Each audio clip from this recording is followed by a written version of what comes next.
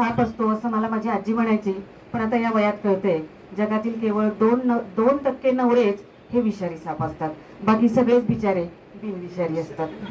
आणि या फेमिनिझम मधून खरं तर पुरुषांवर खूप म्हणजे खूप अन्याय होत आलाय.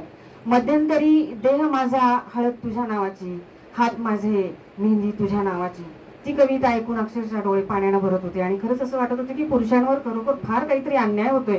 आणि एकदा मला माझ्या मिस्टरांनी सांगितलं की अगं पुढं मी कविता ऐक. मी म्हटलं काय ती फार आता 3-4 वर्ष झाली तीच कविता येते. नाही म्हटले, अगं त्याला उत्तर दे तू, कुठल्या तरी एखाद्या स्त्रीने त्याला उत्तर दिलं पाहिजे. आणि म्हणून मग ती कविता आली आणि मग हीच कविता माझी मीडियावर प्रचंड व्हायरल झाली होती. आणि मग पुरुषांची बाजू मांडावी आणि म्हणून त्यावर आधारित हे विडंबन काव्य आहे. कारण बायको एकदा माप ओलांडून घरात आली ना की पुरुषांचं आयुष्यच बदलून जातं. कशावर म्हणतात कशावर सत्ता राहत नाही, कारण नवरा नावाचा टीव्ही कितीही महागडा असू द्या, त्याचा रिमोट कंट्रोल फक्त आणि फक्त त्याच्या बायकोच्याच हातात असतो, फक्त आणि फक्त त्याच्याच बायकोच्या हातात असतो. अंडरलाईन. सर्व पुरुषांना समर्पित. देह माझा, देह माझा पण कपडे मात्र तुझ्या आवडीचे. देह माझा पण कपडे मात्र तुझ्या आवडीची. पगार माझा, पगार माझा पण वाट मात्र तू लावायची, पण वाट मात्र तू लावायची. सगळे निर्णय अगं तुझेच, सगळे निर्णय अगं तुझेच. ह्यांना विचारून सांगते, ह्यांना विचारून सांगते, म्हणून लेबल मात्र माझ्या नावाचे. पासबुक माझे, पासबुक माझे पण चेकवर रक्कम मात्र तुझ्या नावाची. याच्या पुढची गंमत.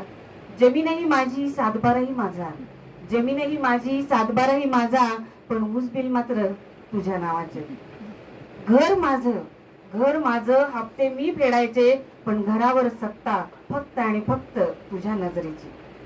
दारावर ठळक नेमप्लेट माझी, दारावर ठळक नेमप्लेट माझी.